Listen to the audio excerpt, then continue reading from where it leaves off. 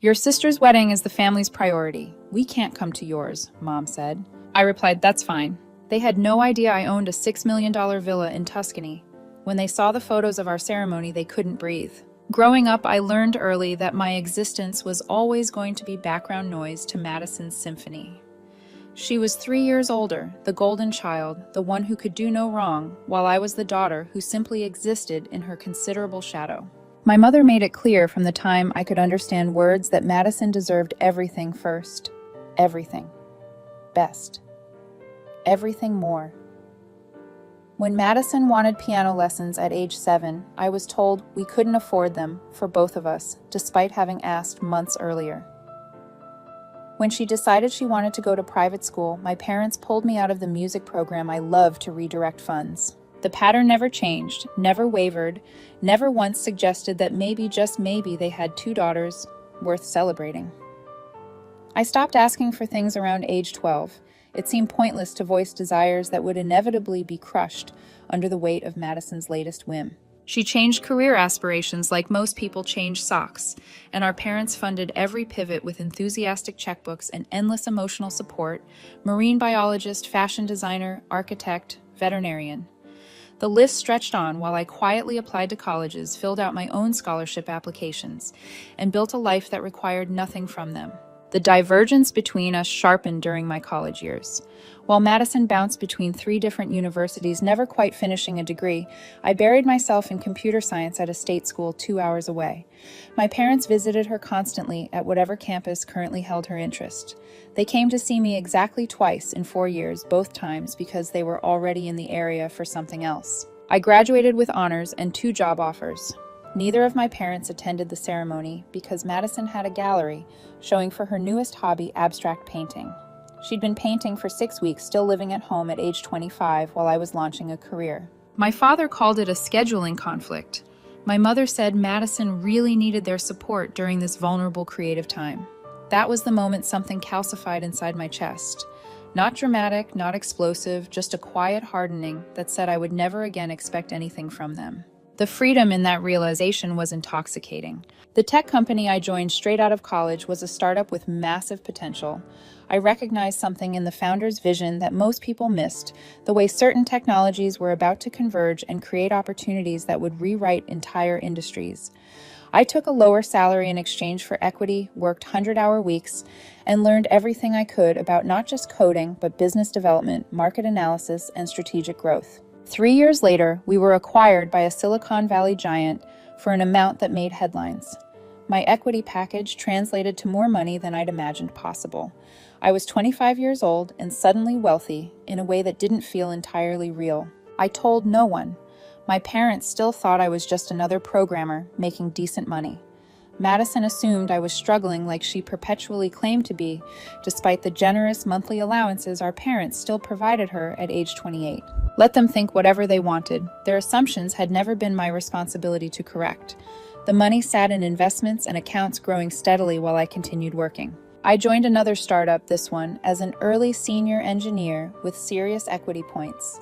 We went public 4 years later. My net worth crossed 8 figures before I turned 30. When I was 27, I met David Chen at an industry conference in Austin. He was a venture capitalist with an engineering background, someone who understood the work I did and found it genuinely fascinating rather than intimidating. We talked for 6 hours that first night, closing down a hotel bar while discussing everything from machine learning algorithms to our shared love of historical architecture. He never cared about my family situation. When I mentioned being distant from them, he simply nodded and said his own family had complexities too. We built something together that had nothing to do with where we came from and everything to do with where we were going. 2 years into our relationship, David proposed during a trip to Italy. We'd been touring Tuscany, staying in small vineyard hotels and eating our weight in handmade pasta. On a hillside overlooking golden valleys that seemed to stretch into eternity, he asked me to marry him. I said yes before he finished the question. We found the villa 3 days later, almost by accident. Our rental car took a wrong turn down a narrow road, and suddenly, there it was, centuries-old stone walls, glowing in afternoon light, cypress trees standing sentinel along the drive, the entire property wrapped in the kind of beauty that makes you understand why people write poetry. The owner was a count whose family had held the property for 9 generations, but could no longer maintain it. He wanted someone who would love it, restore it, keep its soul intact. We walked the grounds for hours, through gardens gone wild, past a chapel with frescoes still visible beneath centuries of grime around a pool filled with leaves and rainwater. David looked at me with a question in his eyes. I called my financial advisor from the terrace while the Count served us limoncello in crystal glasses older than our country. We made an offer that afternoon. It was accepted before we flew home. The purchase price was $5.4 million. We spent another $600,000 on careful restoration, hiring Italian craftsmen who understood how to honor the villa's bones while bringing it gently into modern functionality. Every tile, every stone, every beam of wood was chosen with reverence for what had come before. The process took 18 months. We flew over monthly to check progress, staying in nearby towns, and slowly falling in love with the region, with the language, with a life we could build there. By the time the work finished, we'd already decided this would be where we married. Planning the wedding became a joy I hadn't anticipated. We kept the guest list intimate, just 40 people who actually mattered. To us friends who'd shown up consistently, David's immediate family, who'd welcomed me warmly, colleagues who'd become genuine companions. We hired local vendors, a catering company from the nearby village, a florist who used only flowers grown within 10 kilometers, a photographer whose portfolio made me cry. I called my mother on a Tuesday evening in March to tell her about the engagement. Madison had announced her own engagement 3 months earlier to Bradley, her boyfriend of 11 months. My mother had called me in tears of joy, talking for 40 minutes about wedding plans already in motion. When I shared my news, her response was tepid. "Congratulations," she said, followed by immediate questions about timing. Madison had set her date for late September. My mother's tone made it clear she expected me to work around it. I told her David and I were thinking late August at a venue in Italy. I kept details vague, describing it simply as a small villa we'd rented. The lie of omission felt justified, given the conversation's trajectory. My mother's silence stretched uncomfortably before she spoke again. Madison would need help with her planning over the summer. There would be dress fittings, vendor meetings, bridal showers. The implication hung heavy. My availability for these events was assumed, expected, mandatory. I said I'd do my best, but couldn't make promises given work commitments. My mother's disappointed sigh was one I'd heard countless times before, the sound that meant I was failing to prioritize correctly, failing to understand where my loyalty should lie. The next few months unfolded predictably. Madison's wedding consumed every family phone call, every group text, every conversation. My mother sent spreadsheets with task assignments. My father forwarded vendor quotes, seeking opinions. Madison herself called periodically to monologue about decisions she'd made, never quite asking for input, but clearly expecting enthusiastic affirmation. At 31, she'd finally found someone willing to marry her, and my parents treated it like a miracle that required everyone's complete devotion. My own wedding planning continued parallel to this, invisible to my family. I sent a save the date in April, a simple card with the villa's name, the date, and the location. My mother called immediately. Italy was so far, she said. The date was only 4 weeks before Madison's wedding. Surely I understood how much they had going on. Could I consider moving it maybe to next spring after things calmed down? I said the date was fixed. Deposits were paid. Vendors were booked. She could come or not, her choice entirely. The silence that followed felt different than others before it. My mother eventually said they'd try to make it work, but her tone suggested I shouldn't count on anything. Madison called me 2 days later, her voice tight with barely contained anger. "How could you be so selfish?" she demanded. "Didn't you realize my wedding is the most important day of my life? Having yours so close would steal my thunder, divide family attention, make everything more stressful for me." I listened to her. She ranted for 15 minutes before calmly stating that the world didn't revolve around her wedding and that I was done with this conversation. I hung up while she was mid-sentence, something I'd never done before. The liberation felt physical. June brought Madison's bridal shower, an elaborate affair at a country club that cost my parents thousands. I flew home for it, brought a generous gift, and smiled through 4 hours of celebrating my sister's impending marriage. Nobody asked about my wedding except one cousin who cornered me near the bathroom, genuinely curious about Italy. Her name was Rebecca, and she'd always been kind to me, even when the rest of the family wasn't. I showed her a few photos on my phone, the villa's exterior, the chapel, the gardens. Her eyes went wide. She asked if it was a rental. I said something vague about knowing the owners and changed the subject. July arrived with a phone call I'd been half expecting. My mother's voice carried that particular combination of guilt and accusation she'd perfected over decades. They'd been looking at flights to Italy, she said. It was so expensive, especially with all the money they'd spent on Madison's wedding, and the timing was really difficult. Madison needed them available leading up to her big day. Maybe I could understand if they couldn't make it to Italy. Something inside me, the last thread connecting me to the hope that they might choose me just once, finally snapped clean. My voice stayed calm, almost pleasant. "That's fine," I told her. "David and I will miss you, but we'll understand. These things happen." My mother seemed surprised by my easy acceptance. She clearly expected pushback arguments, maybe tears. Instead, I asked about Madison's dress alterations and let her talk for 20 minutes before saying I had a meeting and needed to go. After hanging up, I sat in my home office overlooking San Francisco Bay and felt nothing. No grief, no anger, just an empty space where family obligation used to live. David found me there an hour later. I told him my parents weren't coming. He held me, asked if I was okay. I realized I genuinely was. My parents officially declined the invitation in writing 2 weeks later, a brief email citing costs and timing concerns. They hoped we'd understand. Madison sent a text saying she was sorry, but also that it was probably better this way since she really needed them focused on her wedding. My father didn't reach out at all. I responded to my mother's email with a single line, completely understand. Enjoy Madison's wedding. The weeks before my own wedding blurred together in the best possible way. David and I flew to Italy 10 days early. Friends and chosen family began arriving, filling the villa with laughter and love. David's parents came a week ahead, immediately falling in love with the property and insisting on helping with last-minute preparations. The villa had transformed into something beyond my wildest imaginings. Restoration work had revealed frescoes in the chapel that experts dated to the 15th century. The gardens bloomed with roses and lavender. The pool sparkled clean and inviting. Every room glowed with Tuscan light that seemed to make everything more beautiful simply by touching it. We held a welcome dinner 3 nights before the wedding. Long tables set up in the garden, under string lights, local wine flowing freely. Food prepared by our catering team that made everyone groan with pleasure. David's mother toasted us with tears in her eyes.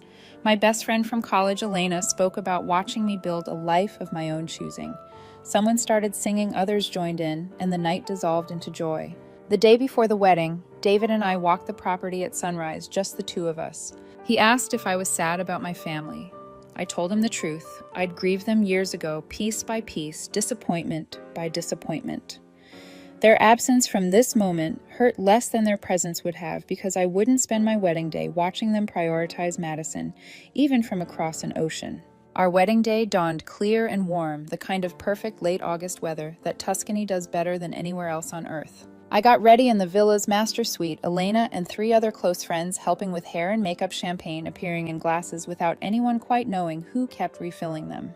My dress was custom made by a designer in Florence silk that moved like water, delicate lace sleeves, a train that seemed to float. When I finally looked in the full-length antique mirror, I barely recognized myself. I looked happy, genuinely, incandescently happy. The ceremony took place in the restored chapel. We kept it intimate, personal, every detail chosen because it meant something to us. A string quartet played Vivaldi. Flowers cascaded from every surface. Light streamed through ancient windows, painting everyone in amber and gold. David cried when he saw me walking down the aisle.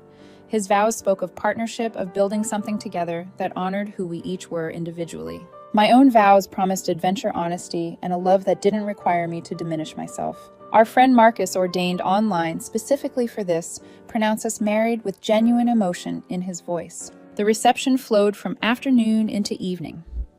Courses appearing as the light changed, speeches that made everyone laugh and cry, dancing in the garden as stars emerged overhead. Our photographer moved through it all like a ghost, capturing moments I knew I'd treasure forever. One image in particular stopped me when I saw it later.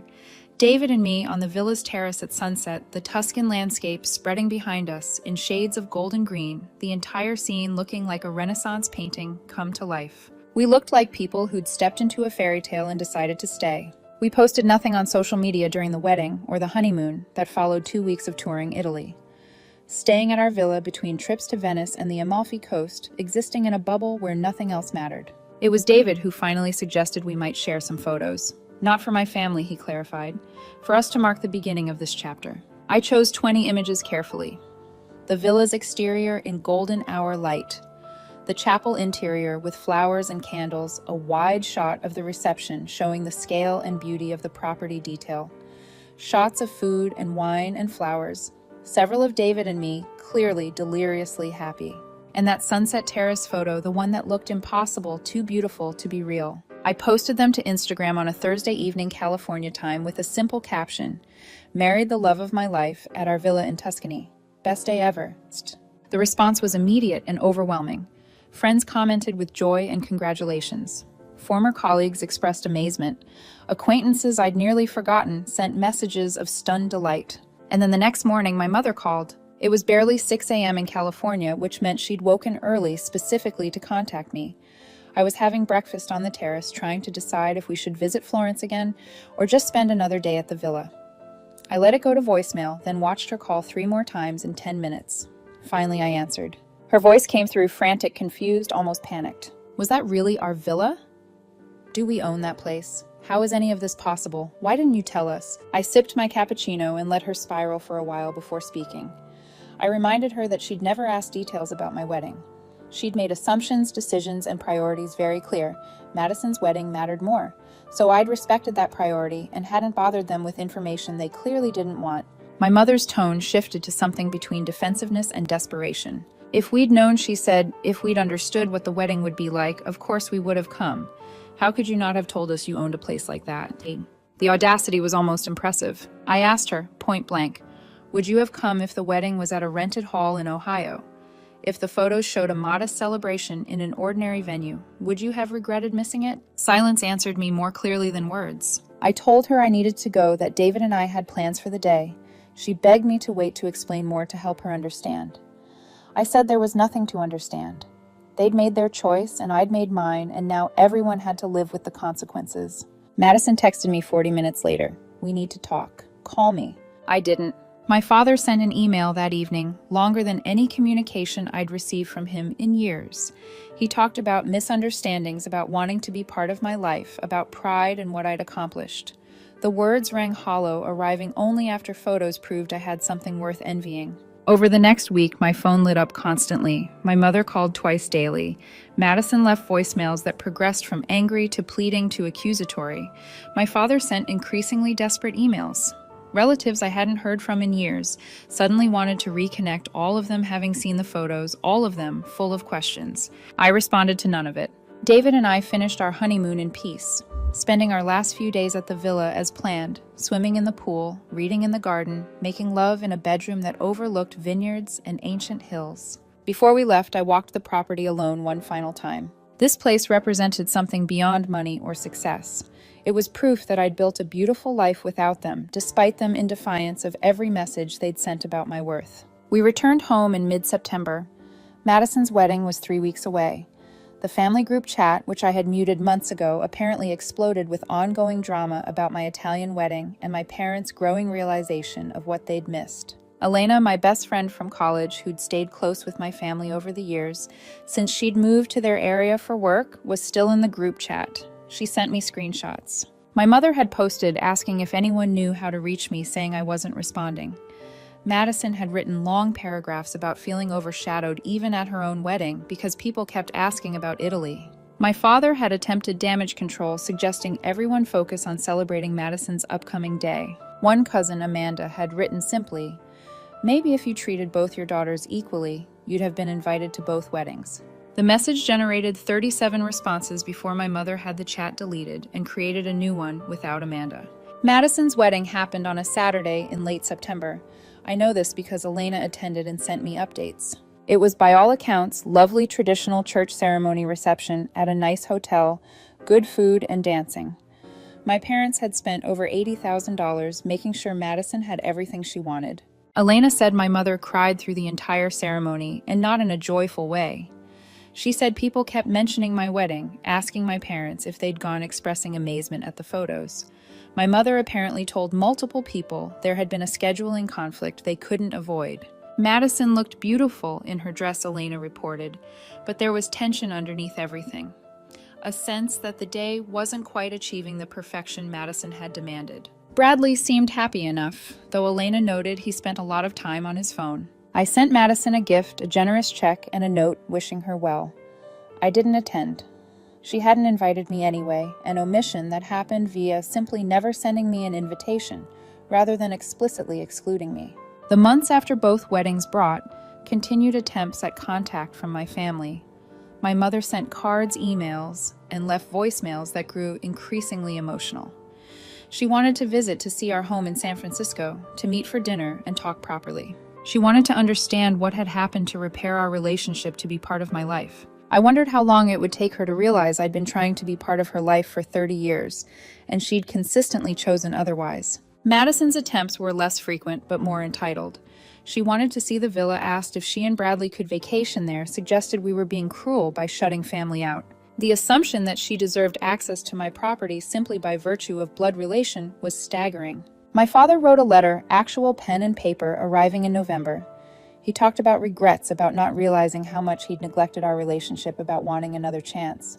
The letter was articulate and seemed sincere. It also came 4 months too late, and about 28 years short of when it might have mattered. I showed it to David over dinner. He read it carefully, then asked what I wanted to do. That was the thing I loved about him. He never told me what I should feel or how I should respond. He just supported whatever I decided. I told him I didn't know yet. The anger had faded, leaving something more complex in its wake. Not forgiveness exactly, but a kind of acceptance that this was who they were and who they'd probably always be. People who valued appearances and status over substance, who measured love in terms of what reflected well on them. Christmas brought a family gathering I didn't attend. Madison hosted at the house my parents had bought her and Bradley as a wedding gift. Elena told me my mother drank too much wine and cried about her broken relationship with me. My father apparently sat quietly looking sad. Madison complained about people still asking about my villa. I spent Christmas at the villa instead, David and I escaping California fog for Tuscan winter. We hosted friends, a different group than the wedding guests, people who happened to be in Europe and wanted to celebrate together. We cooked in the massive kitchen, drank wine from local vineyards, walked through winter gardens, and spent long evenings by fires in the sitting room. It was the best Christmas I'd ever had. The new year brought a shift in my parents' approach. Rather than constant contact attempts, they seemed to pull back, perhaps finally understanding that their attention was unwanted. My mother's calls dropped to once a month, brief voicemails saying she was thinking of me. My father's emails became occasional check-ins with no expectation of response.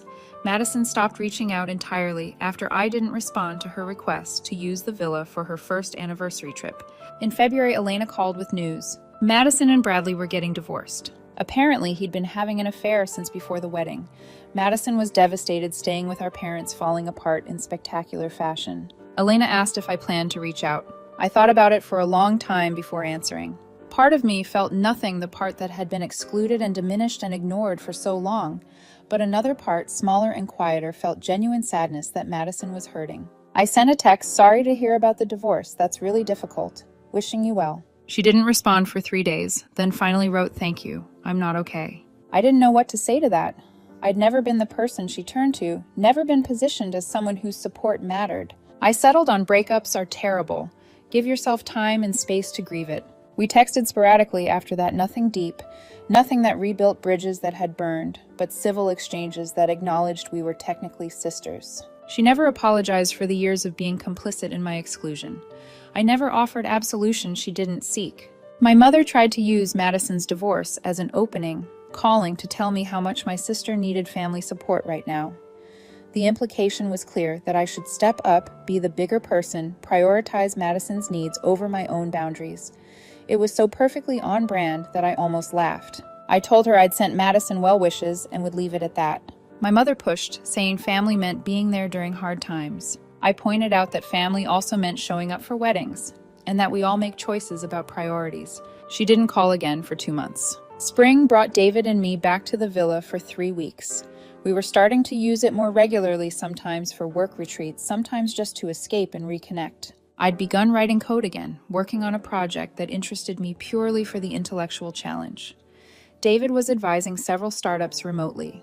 We'd built a life that let us work from anywhere, and we took full advantage. Sitting on the terrace one evening, watching sunset paint the hills in impossible colors, David asked if I regretted how things had turned out with my family. I thought about his questions seriously, trying to find honest answers beneath knee-jerk responses. I told him I regretted that they'd never been capable of loving me the way I deserved.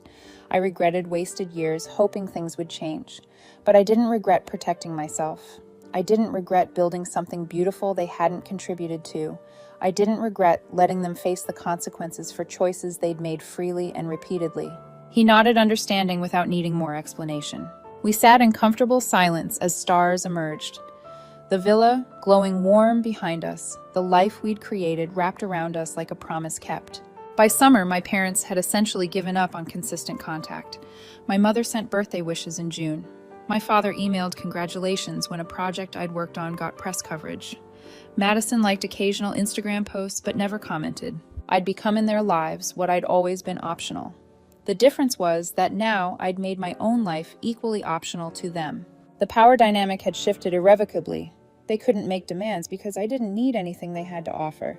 They couldn't leverage guilt because I'd stopped accepting it as currency. Amanda, the cousin who'd defended me in the deleted group chat, reached out independently. We met for coffee when she visited San Francisco. She said watching my situation had made her examine her own family dynamics, set some boundaries she should have established years ago. She asked if I'd ever consider reconciling with my parents. I told her I wasn't opposed to some level of relationship eventually, but it would have to be on very different terms than before. It would require them acknowledging their behavior, making genuine amends, and accepting that trust had to be rebuilt slowly. Amanda asked if I thought they were capable of that. I said honestly that I didn't know, and I wasn't holding my breath waiting to find out. Another year passed. David and I celebrated our second anniversary at the villa, just the two of us. We'd started making plans to spend part of each year there, maybe 6 months in California and 6 months in Italy. Our work allowed it, and our marriage thrived on adventure. The villa called to us in ways that deepened rather than faded with time. I thought sometimes about the sliding doors of life, how one phone call 2 years earlier had set everything in motion. If my mother had said they'd find a way to attend my wedding, regardless of timing, would things be different?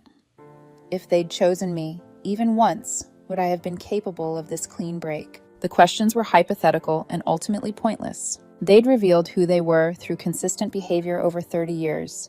My wedding was just the moment I finally stopped making excuses for them. What I built in the aftermath felt sturdy and real in ways childhood dreams of family acceptance never had. The villa in Tuscany wasn't just property, or even just a place I loved.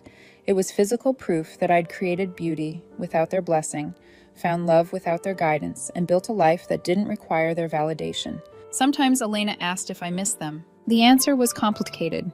I missed the idea of parents who showed up, who celebrated both their daughters equally, who made me feel valued. But I'd never actually had those parents. Missing them was like mourning a fiction. What I didn't miss was the constant disappointment, the emotional management, the careful calibration of expectations low enough to avoid devastation.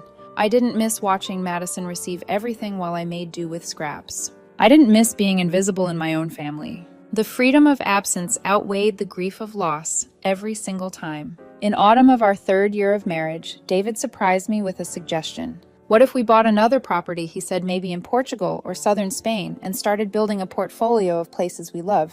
We could restore them, use them, share them with people we care about. The idea thrilled me, for reasons that went beyond real estate or investment. It represented continuing to build this life we'd created, expanding our world with intention and joy. We started researching, taking exploratory trips, imagining new possibilities. My family had no part in any of it. They didn't know about our plans or our travels or the ways our life kept growing more interesting. They'd forfeited the right to that knowledge by failing to show up when it mattered. Madison apparently remarried eventually, a quick second wedding that Elena described as small and understated. I sent another check, another brief note. She thanked me via text. We remained cordial strangers bound by biology and nothing else. My parents became people I heard about through occasional updates rather than people I actively knew. My mother had health issues. My father retired. They downsized to a smaller house. Life continued for them, as it did for everyone, and I existed at the periphery of it by choice. The question people sometimes asked was whether I'd forgiven them. I didn't think about it in those terms. Forgiveness implied they'd asked for it, worked for it, earned it through changed behavior. They'd done none of those things. What I'd done instead was release them from the role I'd wanted them to play. I'd stopped casting them as parents in the traditional sense and reframed them simply as people I was related to, people who'd never quite figured out how to love me properly. The reframe removed expectation, and without expectation, there was nothing to forgive. David's parents, by contrast, had become the family I'd never known I could have. His mother, Patricia, called every Sunday just to chat, never with an agenda or comparison to her other children. His father, Robert, sent articles he thought I'd find interesting, remembering details about my work that my own father had never bothered to learn.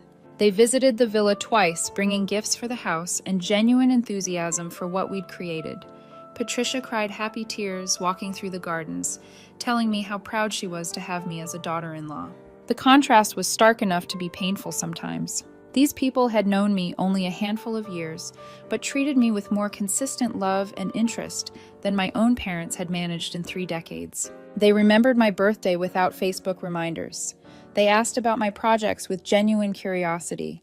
They never once made me feel like I was competing for their attention or affection. David noticed the way I softened around his parents, the way I laughed more easily at family dinners, the way I didn't brace myself before phone calls with them. He mentioned once that seeing me relaxed around family made him realize how tense I'd always been, describing my own. I hadn't even noticed I was doing it. That constant vigilance, that emotional armor I wore whenever my family was involved, was gone. With the Chens, I could just exist. They celebrated David's brother's accomplishments without diminishing David's. They showed interest in their daughter's art career without demanding it be their whole identity. They functioned as a unit that had room for everyone, and watching them helped me understand just how dysfunctional my own family dynamics had always been. Years after the wedding that started everything, I stood on the villa's terrace watching morning light transform the landscape. David was still sleeping, and I had these quiet moments to myself, coffee warming my hands, Tuscan air soft on my skin. I thought about the phone call from my mother telling me they couldn't come to my wedding, how I'd responded with simple acceptance that masked deeper resignation, how I'd had no idea that response would lead to this, to freedom that felt like breathing after years underwater. They'd wanted me to fight for their attendance, to rearrange my life around Madison's needs one more time, to accept my secondary status as permanent and unchangeable. Instead, I'd agreed with them, let them stay home, and built something so beautiful they literally couldn't breathe when they saw the photos. The petty part of me still savored that moment. My mother's panicked voice, realizing what she'd missed. Madison's fury at being overshadowed despite getting everything she demanded. But the healthier part of me had moved past savoring their regret and into simply enjoying what I'd built. The villa behind me represented more than revenge or payback. It represented choosing myself after a lifetime of being chosen last. It represented partnership with someone who saw my worth clearly. It represented a life constructed with intention rather than inherited through obligation. If my family eventually did the work to deserve a place in this life, maybe I'd make room for them. But that was entirely up to them, and I was genuinely content either way. The sun climbed higher, burning off morning mist from the valleys below. David emerged onto the terrace, still sleep-rumpled, smiling at me like I was the best thing he'd ever seen. We made plans for the day, something simple. Maybe a drive to a nearby town for lunch. Maybe just staying here and reading in the garden. The luxury of choice, of building a life that suited us, of having nothing to prove to anyone, never got old. My wedding was supposed to be a footnote in Madison's year of glory. Instead, it became the line that divided my life into before and after. Before I understood my worth independent of their recognition, and after I claimed the life they'd never imagined for me. They still had no real idea what I owned, what I'd built, what my life looked like beyond those Instagram photos. They assumed the villa was an isolated success, not understanding it was just one piece of a larger picture they'd lost the privilege of seeing clearly. That ignorance felt like justice. I finished my coffee as the day warmed around me, the villa solid and beautiful at my back, my husband making breakfast in the kitchen, my life spreading in every direction like those golden Tuscan valleys, full of possibility, belonging, and peace. They'd said they couldn't come to my wedding. I'd said that was fine, and I'd meant it